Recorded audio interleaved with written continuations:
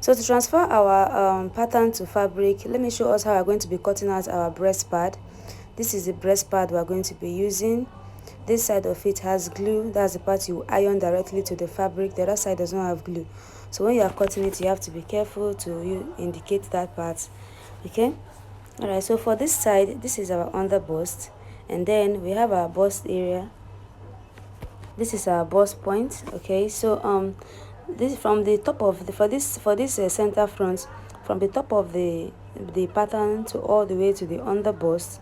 We're going to be using all of that when we are cutting out our breast pad. And then for this other side, we mark all the way to our underbust as well. And then for the side, you come in by 1.5 inch from the pattern. You mark your 1.5 inch, and then at this point you can use your ruler to curve in the 1.5 inch all the way to the underbust.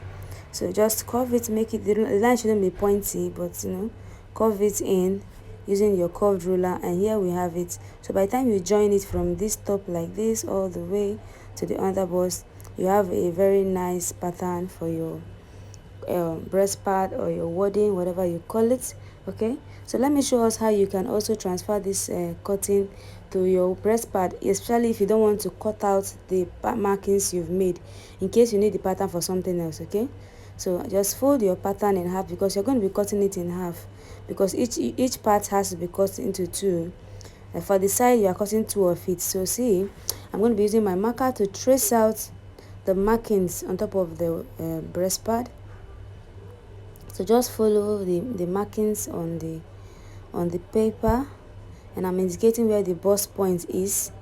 That's important, so that you know how to merge it or match it when you're sewing.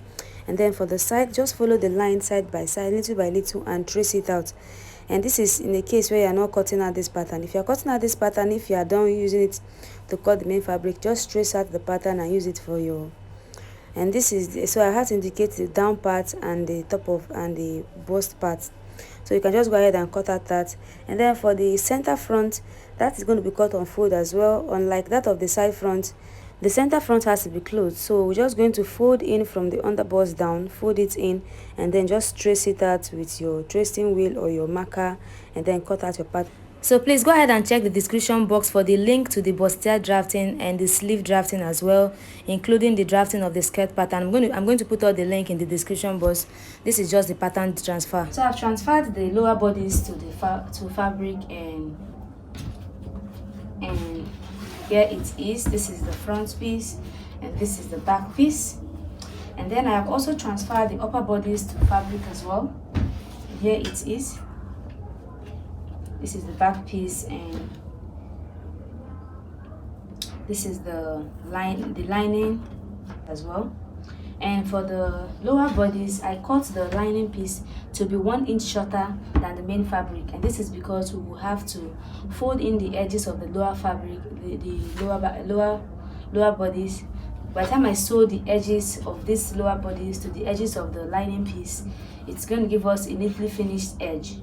Okay, for the hem, that is why I made it 1 inch shorter. Okay, and then for the front upper bodies, I have ironed Haystay on it. So using the method I explained to us on how to cut out the wadding, this is called wadding, or the breast pad. So I've cut out the breast pad and I've ironed it as well, as you can see. So I'm going to go ahead and sew. I'm going to go ahead and sew this together. I'm going to go ahead and sew this together, and then we'll cut out the yoke of the upper bodies. So I'm going to go ahead and start taking out the darts for the upper bodies and lower bodies. And for the lower bodies, I'm going to be using because we took out half an inch here when we were cutting it, so that the zip will not bulge. I'm going to consider that half an inch when I'm marking out where the dart's supposed to be. So the dart's supposed to be 5 inches, so I'm marking 5 inches, and I'm going to go down by 5 inches as well. You can do 5 inches or 4 inches at this part. So using a straight line, connect it. So by the time I sew with half of an inch, it's going to align with the upper bodies. That way, when you join the upper bodies and the lower bodies, that line will align.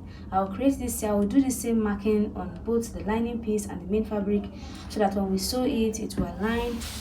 And then for the front piece, this is the front. So for the front, you know that the dart we use for the front as well is the bust span. For the upper bodies, we use the bust span. That's the nipple to the nipple measurement, which is 8 inches, and divided by 2 will be 4 inches. Okay, so for that, I'm going to be marking out 4.5 at the lower bodies for the dart, so that when we take out half an inch, it will return to 4 inches, and then 4 inches will now match that of the upper bodies when we join the two of them, so that their darts will also align. So I'm going to go ahead and mark out this one too at 5 inches. You can also use 4 inches if you want. So I'm going to be using my straight ruler to connect this line. So when we sew with half of an inch, it will come back to 4 inches. Okay, so I'll do that the same thing on the lining piece as well. So basically 4.5 inches. Use my straight ruler to connect it up to 5 inches.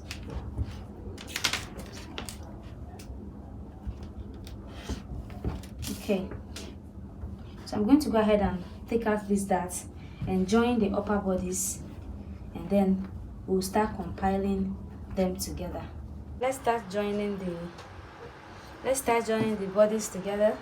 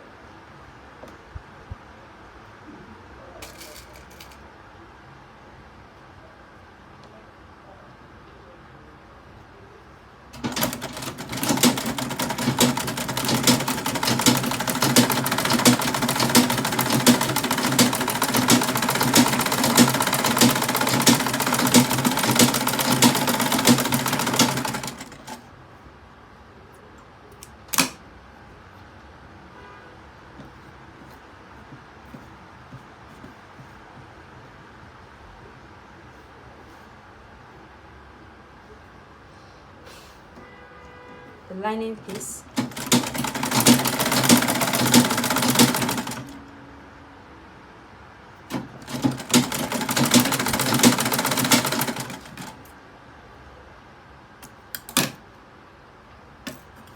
And I'm going to also open here close to the seam line, so that when I iron it, it will open properly and it will lay flat.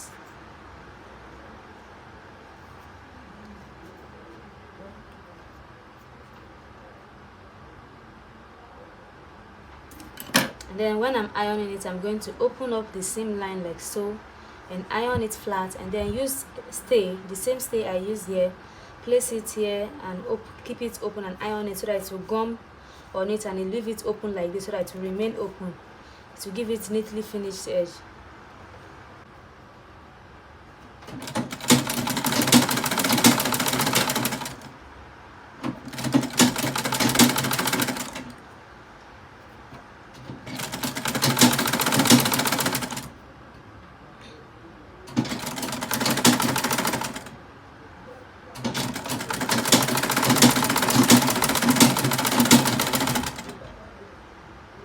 Then for the back pieces, I'm going to take out the darts.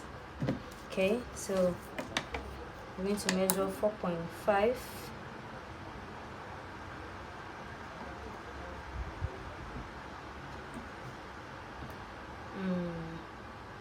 So the back dart is supposed to be from 5 inches.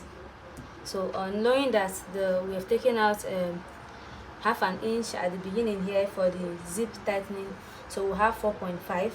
That's where the dart's supposed to start. So I'm going to mark 5 inches and start there.